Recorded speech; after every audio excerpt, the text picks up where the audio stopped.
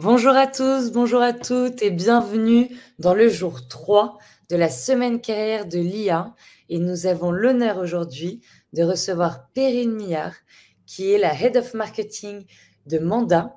Et donc, merci encore, Perrine, d'être présente aujourd'hui, de pouvoir nous embarquer avec ton sujet de comment tu as emmené ton équipe sur les sujets IA. Et donc, pour vous resituer par rapport à ceux d'aujourd'hui. Ici, vous êtes donc chez Lyon, l'école de l'IA. Et donc, cette semaine, on a fait un focus sur les nouvelles carrières possibles autour de l'IA et surtout comment l'IA révolutionne les pratiques. Et c'est vrai qu'on avait à cœur donc d'avoir Perrine pour voilà, vous embarquer vous aussi sur le fait qu'on peut intégrer des nouveaux outils, pouvoir aussi influencer les personnes avec qui on travaille, nos collaborateurs, nos équipes et notre boîte. Donc, j'ai hâte que Perrine puisse nous présenter son contenu. Mais avant tout, j'aimerais vous expliquer ce qui se passe aujourd'hui chez Lyon. Et donc, nous avons aujourd'hui un bootcamp de grosse marketing et d'IA qui existe depuis 1 an maintenant. Et en fait, tout l'enjeu d'aujourd'hui, c'est d'avoir fait la refonte avec le Focus IA, que je vais vous présenter juste après. Et pour information, ce bootcamp dure 13 semaines. Et sur les 10 premières semaines, vous avez des lives avec des exercices collectifs tous les mercredis soirs et des interviews d'experts les vendredis midi. Et à côté, du contenu e-learning en asynchrone pour monter en compétences justement sur tous ces sujets de grosse marketing et d'IA. Et donc, comme je vous l'ai expliqué, on a fait une refonte qui fait que dès votre prep work et avant de commencer le bootcamp, vous avez une intro à l'IA générative en plus des fondamentaux du gros. Et ensuite, en module 2, vous avez vraiment cette maîtrise du prompt engineering qui est très important aujourd'hui et qu'on a à cœur de présenter, que ce soit dans le bootcamp et aussi dans le promptathon, le grand événement qui nous attend le samedi 26 avril chez Lyon. Et pour venir aussi sur la refonte, nous avons mis à jour le module 8 qui est créer du contenu visuel avec l'IA.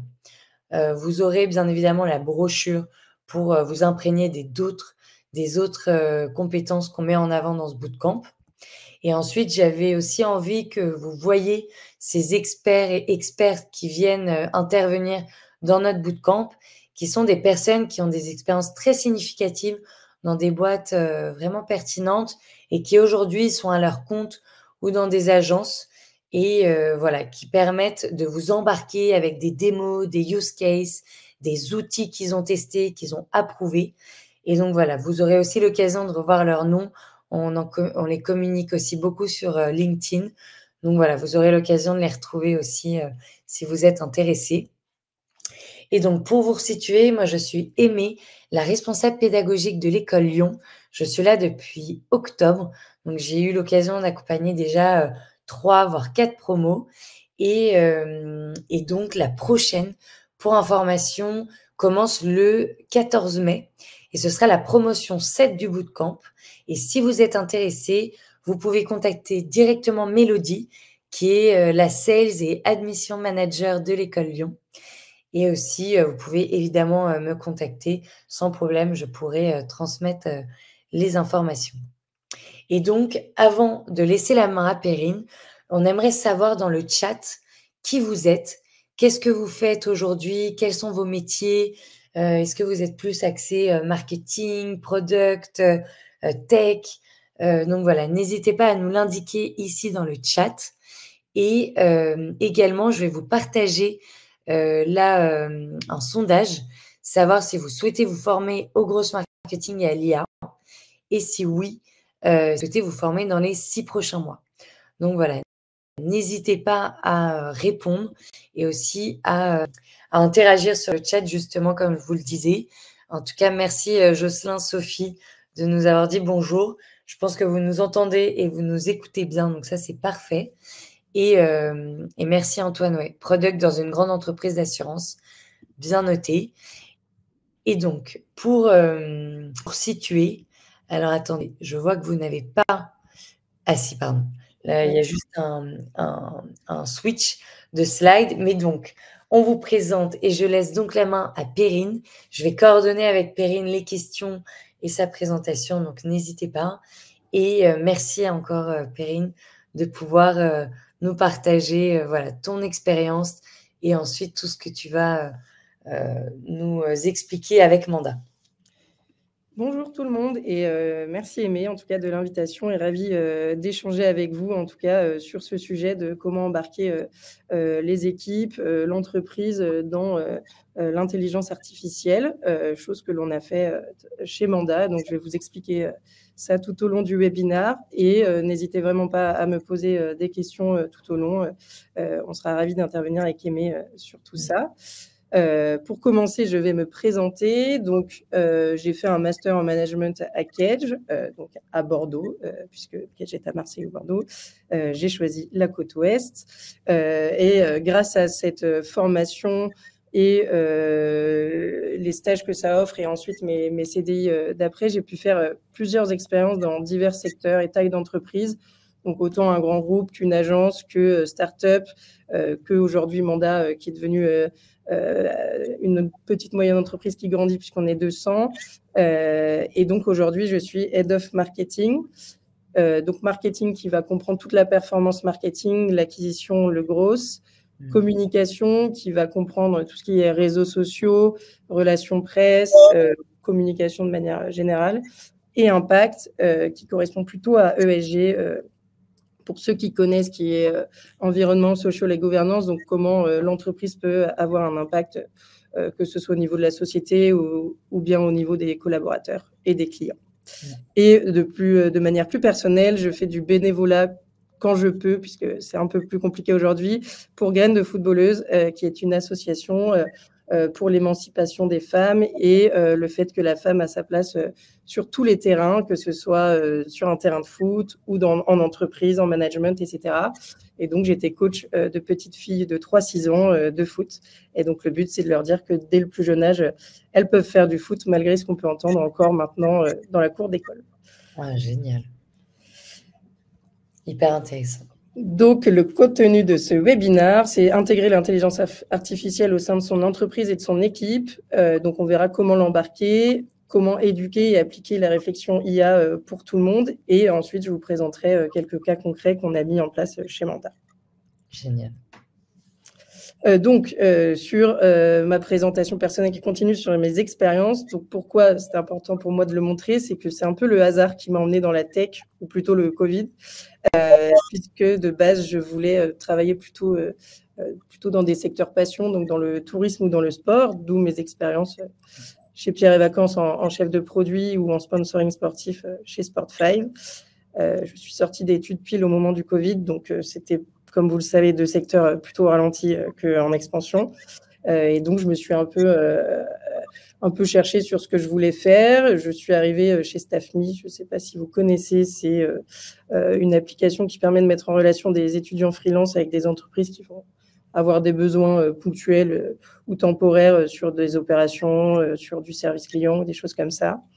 Et je suis arrivée chez Bulb, qui était un fournisseur d'électricité verte britannique de base et qui, à l'époque, voulait se lancer sur le marché français. Et donc, j'étais arrivée en tant que staffeuse.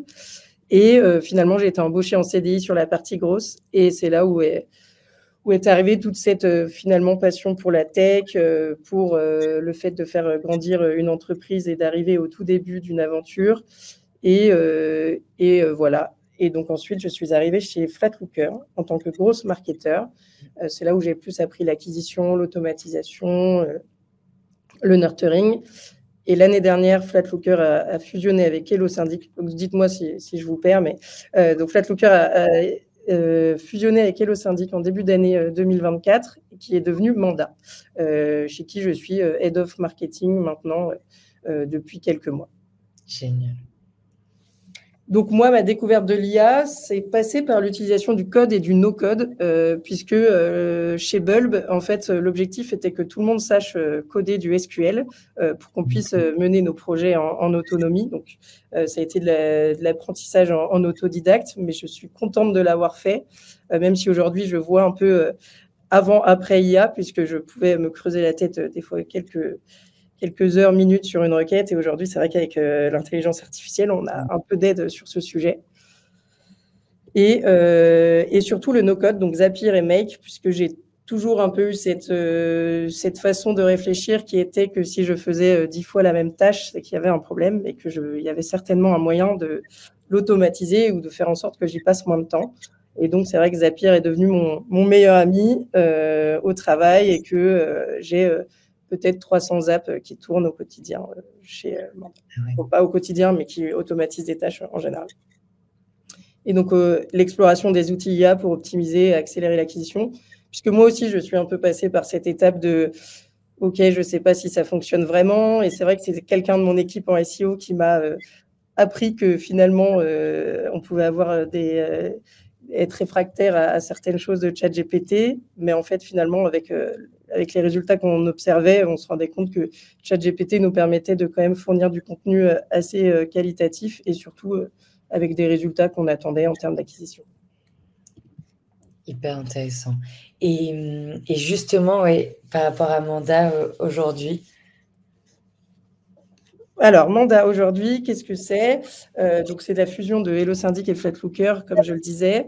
HelloSyndic de base en gestion de copropriété, Flatlooker sur la gestion locative digitale. Le but a été de créer un groupe immobilier dont le but est vraiment d'allier la tech, donc avec des plateformes qui soient optimisées, qui nous permettent de gérer bien plus facilement les lots ou les copropriétés, et également donc allier la tech et l'humain pour essayer de transformer l'immobilier qui est un secteur traditionnel. Et je pense que c'est pour ça que c'est intéressant aujourd'hui de faire ce webinaire avec ce type d'entreprise, puisque l'immobilier, je pense que tous ceux qui nous écoutent de près ou de loin y font face, que ce soit en tant que locataire, acheteur, vendeur, copropriétaire. Et donc, c'est vrai que ça permet de montrer dans une entreprise où on a des équipes opérationnelles assez grandes en gestionnaire et des équipes tech aussi d'un autre côté, donc qui peuvent être deux mondes différents dans l'approche à la tech et voir comment nous on fait ça et comment on a amené l'IA auprès de tout le monde. Et donc, comment on fait pour éduquer au sujet de l'IA? Nous, on a décidé d'expliquer à toute l'entreprise ce qu'était l'IA, de faire une présentation, de montrer le machine learning, comment, dans quel cas on pouvait les utiliser, de montrer donc des exemples pertinents. Et enfin aussi, surtout, ce qui est important, c'est de montrer les effets positifs auprès des équipes pour qu'on ait l'adhésion de tout le monde et qu'on puisse développer l'IA, que comme vous le savez, quand on mène des projets transverses, le mieux, c'est quand même d'avoir des personnes qui sont embarquées, qui sont contentes de mener le projet. Et donc, plus on a des parties prenantes dont le projet leur fait mouche, et le mieux c'est pour le mettre en œuvre. Bien sûr. Et là, chez Manda, donc, toutes les équipes ont été, on va dire, éduquées, ouais. Ou c'est certaines qui ont eu un focus? Non, alors on a créé une squad IA, donc avec des personnes en tech et des personnes qui sont intéressées par le sujet pour mener des projets que je montrerai après, qu'on a priorisés. Mais on a vraiment souhaité que toute l'entreprise comprenne ce qu'est l'IA, comment l'utiliser. Et il y a aussi une notion de sécurité, c'est-à-dire aussi éduquer sur le fait que bon, faut pas tout envoyer à ChatGPT puisqu'on traite des données personnelles. Donc, il y avait un côté pour éduquer sur montrer comment l'IA pouvait nous aider dans notre travail au quotidien, et un autre côté de c'est bien, mais faites attention à comment vous l'utilisez, puisqu'il faut quand même garder cette sécurité des données. Oui, bien sûr. Donc, comment embarquer son entreprise? Donc, comme je vous le disais, on a présenté à toute l'entreprise pour qu'il y ait un même niveau de connaissance à tout le monde, que ça grandisse dans les têtes des personnes, qu'elles se disent « Ok, en fait, peut-être que ça peut m'aider sur un mail, ça peut m'aider sur quelque chose », qui est souvent le début de l'utilisation de l'IA. Ensuite, on a créé un espace pour en discuter. Donc, nous sommes sur Google Chat, donc nous l'avons appelé iAmanda, où dessus, il y a des personnes régulièrement qui vont mettre des contenus, des ressources qui sont trouvées sur Internet, des outils, des conseils pour utiliser l'intelligence artificielle, et surtout là où on laisse libre cours à l'imagination ou au questionnement de tout le monde, à savoir, bon, est-ce que sur ce projet, j'aurais potentiellement l'IA pour m'aider. Et surtout, ce qui est important, c'est que, comme je le disais, il y a beaucoup de personnes qui sont réfractaires. Et nous, notamment chez Manda, on a vraiment entre opérations et tech sur les services où on a des gestionnaires locatifs, des gestionnaires de copro qui viennent en général d'anciens cabinets ou d'anciennes agences très traditionnelles, pignon sur rue, où il n'y a pas du tout de process sur l'amélioration de la productivité, et donc qui peuvent être plus réfractaires à ça. Et donc le but, c'est vraiment de lever ces objections et de leur montrer comment ça peut les aider au quotidien. Et ensuite, faire, c'est-à-dire qu'on a donné quelques exercices et on en donne de temps en temps sur le canal avec des cas concrets, des petits exercices pour qu'on puisse voir aussi et qu'ils puissent prendre du plaisir à essayer l'IA de manière générale. Plus particulièrement dans l'équipe grosse, après, je pense que ceux qui sont déjà axés grosses au produit dans leurs expériences actuelles, je pense que c'est souvent des profils curieux et qui aiment apprendre. Je pense que l'important, si on veut vraiment avoir une stratégie qui soit portée vers la croissance ou bien l'innovation de manière générale, il faut qu'on puisse avoir des personnes curieuses et qui aiment apprendre pour se dire, ce trimestre-là, on va regarder ce qui pourrait nous aider en termes d'outils, puisque l'IA, ce n'est pas que ChatGPT ou Perplexity, c'est surtout des outils qui sont... il y en a beaucoup qui sont en train de se créer. Moi, je reçois plein de messages LinkedIn sur des nouveaux outils IA à utiliser au sein du service, mais du coup, il faut prendre ce temps de quand même regarder ces outils et voir s'ils peuvent avoir un impact sur notre équipe. Et pour cela, il faut prévoir un budget. Pour tester ces outils, se dire, ce trimestre, on peut lancer un outil à 200 € par mois et voir ce que ça donne et voir si on a envie de le continuer. Ou des crédits sur ChatGPT pour utiliser l'API.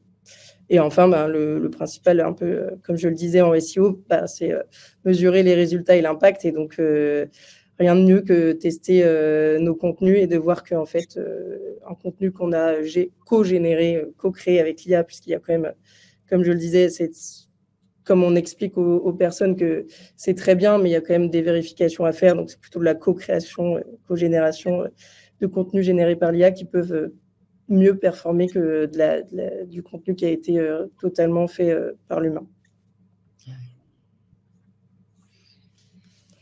Et donc, comme je le disais, éduquer au sujet de l'IA. Et donc, c'est comment faire et comment lever les restrictions. Le principe, c'est que l'IA doit être perçue positivement par tous. Et donc, au sein d'une entreprise, là, j'ai pris 4 services différents qui ne représentent pas tout le monde forcément. Il faut montrer que c'est un impact positif et il ne faut pas le voir négativement, puisque je pense que si vous êtes là, vous connaissez bien l'IA et vous avez envie de le connaître, mais il y a eu beaucoup quand même de papiers ou d'autres choses qui disaient que l'IA allait remplacer les hommes, comme l'électricité à l'époque. Et donc, il faut montrer que non, c'est plutôt une amélioration que quelque chose de négatif. Et donc, pour nous, les opérations, c'est plutôt là, justement, où les personnes peuvent se dire, en fait, s'il y a un agent IA qui répond à ma place, peut-être que je ne servirai plus à rien, alors que ce n'est pas du tout le cas. Ce n'est pas du tout un remplacement, mais pour améliorer la productivité et surtout réduire les tâches à faible valeur ajoutée, puisque dans tous les cas, on aura toujours besoin de gestionnaires locatifs, puisque c'est un métier à part réel et il faut gérer tout ça. Mais par exemple, on va faire trier les tickets par l'IA, trier par thème, savoir reconnaître quelques propriétés, etc. Ce qui va permettre ensuite vraiment aux gestionnaires de se concentrer sur le vrai travail de gestionnaire de gestion des incidents, etc. En sales, par exemple, ce qui peut être perçu négativement, c'est le fait d'être écouté. Après, dans quasi toutes les entreprises aujourd'hui, il y a l'enregistrement audio sur nos outils de téléphonie.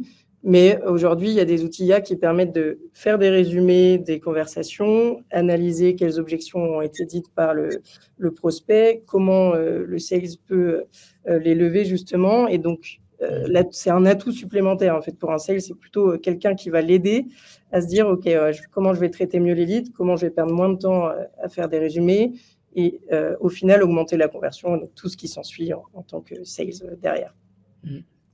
En tech, du coup, pour ceux qui sont plutôt dev produits, je pense que c'est plus facile, et pareil en gros, de le voir positivement, puisque ça permet d'être un accélérateur et un moyen de s'affranchir des tâches sans réelle valeur ajoutée.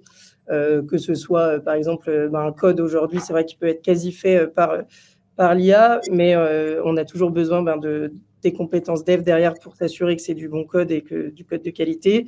Et ça peut surtout aussi être des sources d'inspiration en produit user story, c'est-à-dire pourquoi ma nouvelle fonctionnalité va régler un problème utilisateur ou va améliorer l'expérience. Donc, il y a pas mal de choses sur ces cas-là. Et en gros, le but, c'est d'être plus autonome sur des sujets qui nécessiteraient des devs, donc tout ce que j'ai expliqué avec Zapier, etc., qui nous permettent de faire en no-code pas mal de choses, ou alors d'avoir quelques codes dans les automatisations, mais qui sont elles-mêmes générées par l'IA en général, puisque Zapier nous permet d'intégrer du Python ou des choses comme ça dans les étapes, et d'améliorer du coup la delivery de tout ça. Ensuite, donc, toujours dans ce sujet d'embarquer les employés et toute l'entreprise, il y a la priorisation des initiatives. Donc, après la présentation de l'IA auprès de tout le monde, ça a été le moment de leur dire, bon, écoutez, maintenant que vous savez à peu près ce que peut faire l'IA ou que vous en avez une idée, où est-ce que vous voyez, vous, aujourd'hui, dans votre travail, dans les services qu'on propose, des projets qui pourraient nous aider avec l'IA? Et donc, on a décidé d'utiliser la méthode RISE, qui est connue en produit, donc qui est le reach, donc c'est-à-dire combien de personnes ça va impacter, l'impact, est-ce que ça va permettre de gagner du temps, améliorer le revenu, etc. La confidence, donc ça veut dire à quel point on est confiant sur ce qu'on a dit avant en reach et impact, ou alors on n'est pas vraiment sûr. Et on divise par l'effort, donc combien de temps ça peut nous prendre, combien de personnes. Et nous, on a décidé de noter avec les tailles vestimentaires ou autres, en taille de projet XS, S, L, M. Et ensuite, ça nous donne un RISE score qui nous permet, du coup, plus le score est haut, plus on se dit que c'est le projet prioritaire à mener en premier. Et donc, comme je vous disais, on a une squad IA qui a été créée pour que ces projets soient menés et que ça ne tombe pas dans l'oubli. Et ouais, et les timings, ils sont quand même courts. Quand tu dis, par exemple, ceux-là où c'est high, il faut actionner direct, c'est sur quelques semaines ou ça va prendre plusieurs mois. Est-ce que tu as un ratio de temps Alors, ça dépend parce que ça peut prendre, c'est en général quand même plusieurs semaines jusqu'à 2 mois, parce que quand c'est relié à d'autres outils, il y a tout ce qui va être connexion avec les outils. Donc, il y a quand même besoin de personnes pour... par exemple, comme un cas que je vais expliquer tout à l'heure, où on a décidé de passer par un outil tiers pour trier des tickets. En fait, il y a tout cet apprentissage à faire sur l'outil tiers. Il y a la connexion de l'outil tiers à notre CRM Zendesk, par exemple, et la connexion de l'outil tiers à notre plateforme en interne. Donc, c'est vrai qu'il y a quand même pas mal de choses à mettre en place sur tout ça. Ensuite, éduquer, c'est aussi apprendre à avoir les bons réflexes. Et c'est vrai que moi, ça a même mis du temps au départ à venir. C'était je me pose une question, je ne sais pas faire. J'avais tendance à chercher sur Google, parce qu'avant, mon credo, c'était que Google a toutes les réponses, et en général, si on cherche bien, on trouve, en tout cas quand on veut se débrouiller pour faire quelque chose, une formule Google Sheet, une formule Data Studio, des choses comme ça. Et c'est vrai qu'aujourd'hui, on a quand même l'opportunité avec ChatGPT ou Perplexity de se dire, en fait, je vais peut-être lui poser la question, faire un prompt. Je crois que vous avez peut-être eu la méthodologie d'un prompt, où c'est expliqué dans d'autres formations. Mais faire mon prompt à ChatGPT, il va pouvoir me sortir déjà non pas qu'une réponse, mais en général, il va nous sortir 4 solutions. Première solution, tu peux faire ça si tu as ça. Deuxième solution. Et donc aujourd'hui, et pourquoi je donne ce cas-là? Parce que j'ai un stagiaire de mon équipe qui l'autre jour me demandait un cas où il me disait comment je peux changer le tableau, est-ce que tu sais comment je peux gérer le HTML facilement? C'est vrai qu'on en a discuté, puis finalement, la réponse a été, en fait, tu peux demander à ChatGPT de très bien te fournir un HTML. Et donc, on est passé du tableau blanc à gauche au tableau à droite. Puisque, comme je le disais, vu que Fred Looker et le syndic ont fusionné, on a eu un gros sujet de rebranding. Et donc, on est encore des fois dessus, puisque on a des milliers d'articles, donc des fois on retombe dessus, mais voilà. Et donc c'est plutôt aussi avoir les bons réflexes sur ces tâches-là, de se dire, en fait, maintenant on a à notre disposition des outils qui peuvent nous permettre de le faire assez rapidement. Hyper intéressant, merci Perrine de nous partager tout ça déjà. Ensuite, pour finir d'éduquer, c'est donner des ressources. C'est-à-dire que, en fait, forcément, dans les personnes qui vont de l'entreprise, qui ne sont pas forcément dans des services où ils ont l'opportunité d'utiliser l'IA, mais en fait, il y a quand même des personnes qui sont très curieuses. Et donc, en plus de la présentation, on voulait qu'ils aient de quoi aller plus loin. Donc, que ce soit des guides, des formations gratuites, des choses comme ça sur l'IA. Écouter des podcasts, parce qu'aujourd'hui, il y a quand même une grande ressource de podcasts, que ce soit dans le business, dans le growth, dans plein de choses. Et donc, il y a beaucoup de personnes qui adorent ce format pour apprendre ou pour écouter dans les transports en commun. Et surtout, montrer qu'il n'y a pas que ChatGPT. Donc, il y a ChatGPT, Gemini, Claude, Perplexité.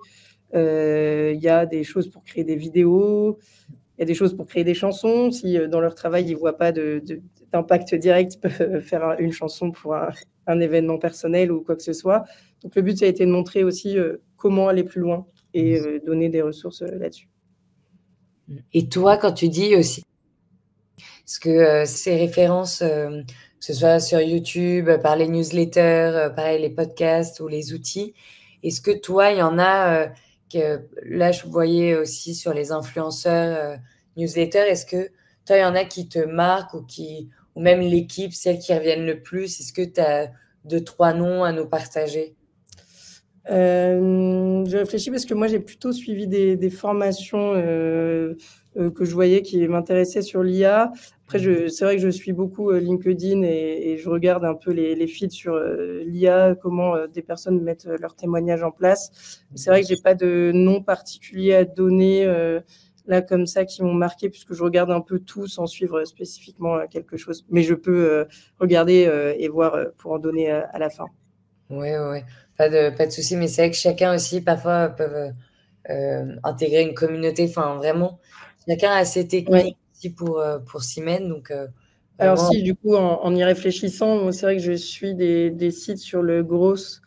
Je crois qu'il y a Gross Hacker qui nous permet c'est des sujets qui sont lancés par des utilisateurs qui posent des questions à la communauté. Donc, ça me permet des fois de voir avoir des réponses à des questions que d'autres se sont posées sur d'autres services, mais pour faire exactement la même chose sur un sujet gros, sur le scrapping, sur toutes ces choses-là.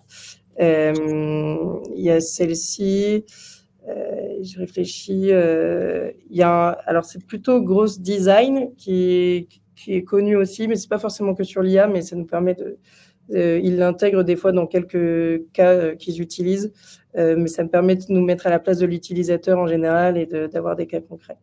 Ah oui.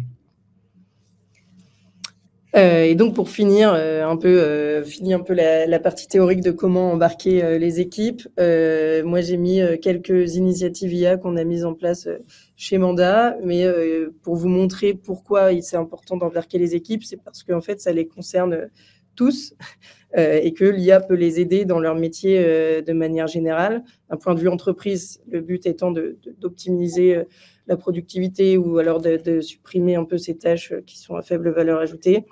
Et donc là, par exemple, je l'ai un peu déjà évoqué pour les deux cas, mais en opération, c'est catégoriser automatiquement les tickets reçus de nos gestionnaires, puisque pour vous expliquer rapidement, on a des lots en copropriété. En général, c'est difficile de récupérer toutes les adresses de contact de tous les copropriétaires, d'avoir celui de tout le foyer. Et donc, des fois, on reçoit des mails de personnes qu'on n'a jamais trop eues dans notre base. Et donc, le but, c'est quand même, à travers de l'analyse de mails reçu, d'essayer de trouver dans un premier temps à quelle copropriété la personne qui envoie le mail appartient, entre guillemets, et ensuite de déceler à l'intérieur de ce mail le thème. Est-ce que c'est le besoin d'une étiquette d'interphone? Est-ce que c'est un problème d'ascenseur? Et dans ces cas-là, ça va les catégoriser. Et nous, puisqu'on fonctionne par équipe, ça va permettre d'envoyer à la bonne personne le mail.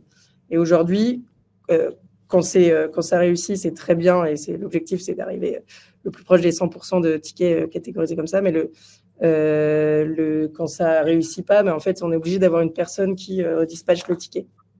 Donc, c'est pour éviter au maximum ça, pour réduire l'étape d'attribution manuelle d'un ticket et finalement augmenter le temps de réponse, la satisfaction, enfin tout ce qui s'ensuit derrière.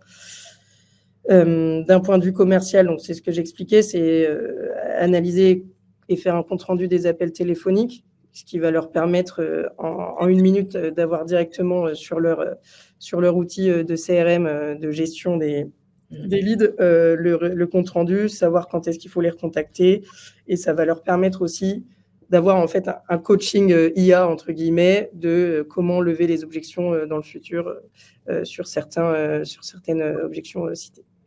Et donc optimiser le temps de traitement, l'administratif, etc. Et donc là, puisque c'est plutôt le thème d'un point de vue grosse, qu'est-ce qu'on a pu mettre en place ou ce qu'on est en train de mettre en place? Aujourd'hui, on est en train de mettre en place un robot GPT pour analyser automatiquement les PV d'Assemblée Générale. Donc, nous, on a un compte payant pour la sécurité des données, etc., sur ChatGPT et pour ensuite utiliser les API. Mais le but, c'est que aujourd'hui, on reçoit pas mal de demandes de copropriété et c'est d'avoir plutôt que de regarder le PV d'Assemblée Générale de 10 pages, d'avoir un résumé de est-ce qu'il y a des travaux en cours, combien il y a de l'eau, est-ce qu'il y a d'autres résolutions qui ont été votées et qui ce serait bien qu'on sache au moment de reprendre la gestion, etc. Et donc, ça nous permet aussi de filtrer les leads non quali marketing pour optimiser le traitement en sales. Donc, se dire, en fait, cette copropriété, ça ne convient pas et on ne peut pas la rentrer dans notre parc. Dans ces cas-là, on ne traite pas le lead et ça fait gagner du temps en sales. En SEO, le but a été d'augmenter la cadence en termes de rédaction pour créer et optimiser plus de contenu. Donc là, c'est un mélange de Zapier et un mélange de SEO Hôpital.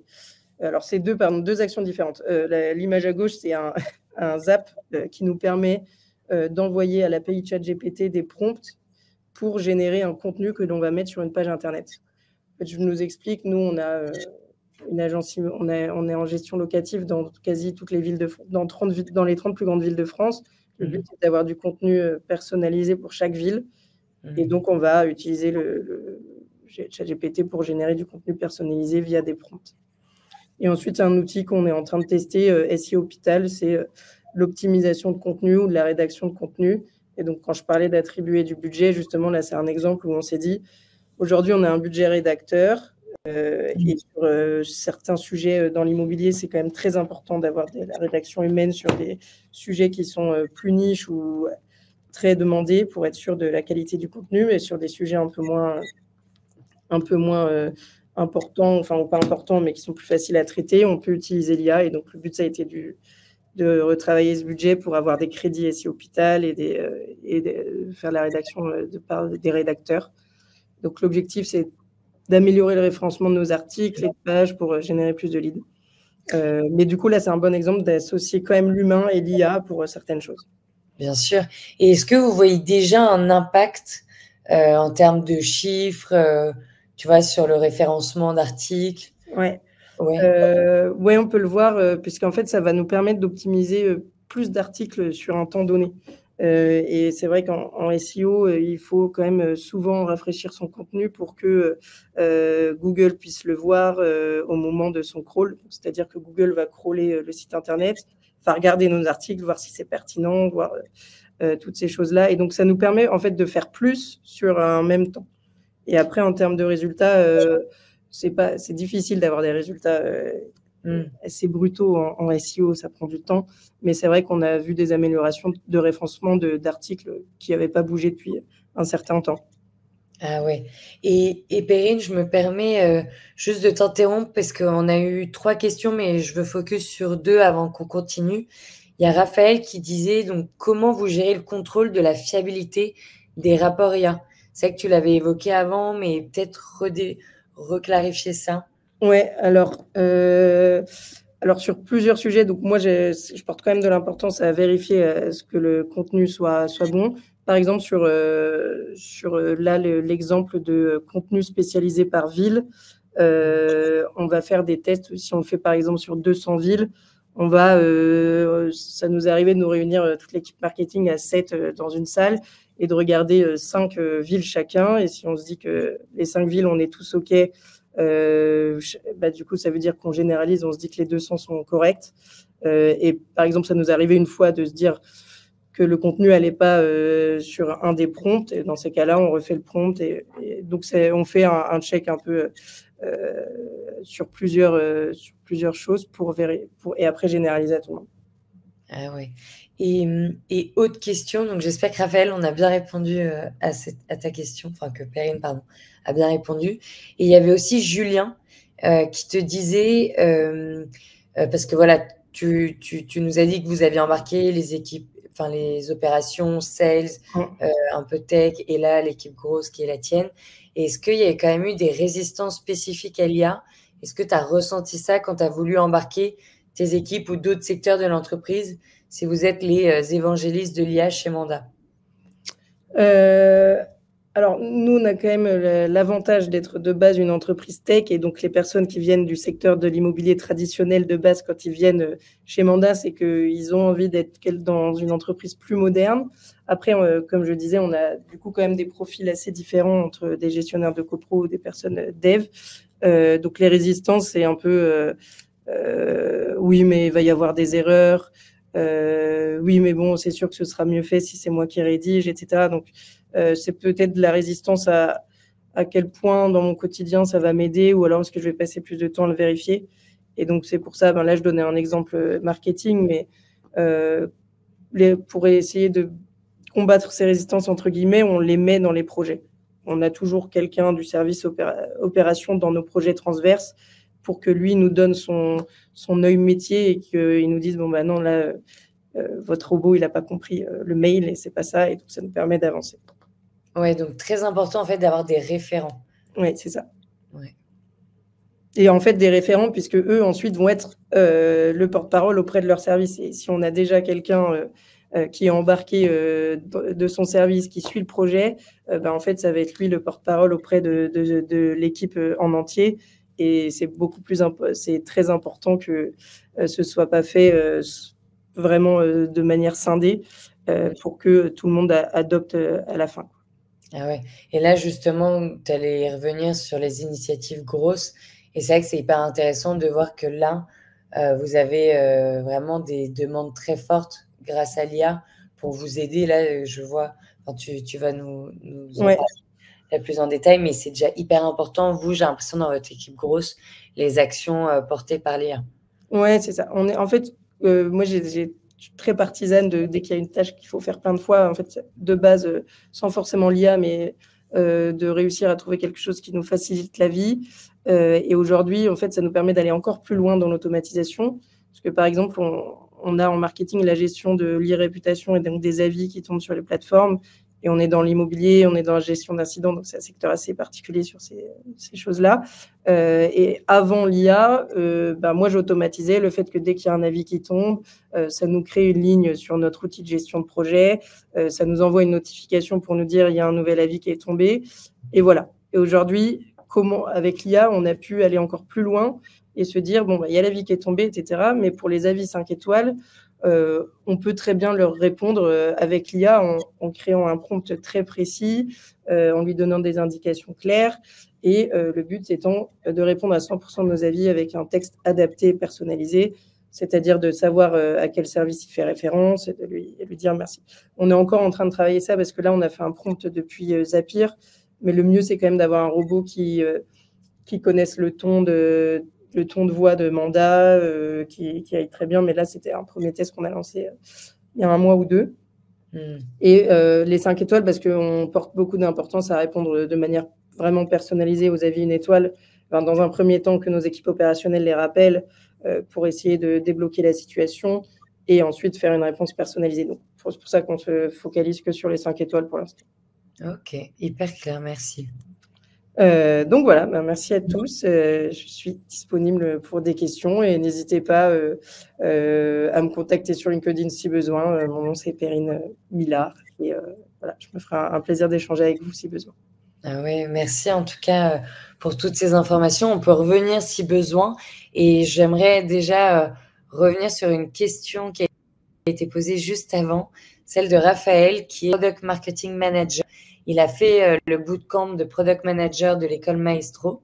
Et en fait, il envisage de suivre aussi le bootcamp Gross Marketing Foya en mai. Voilà, et il aimerait devenir un PM full stack. Et question, est-ce que son profil pourrait matcher avec un éventuel renfort de votre équipe de PMIA?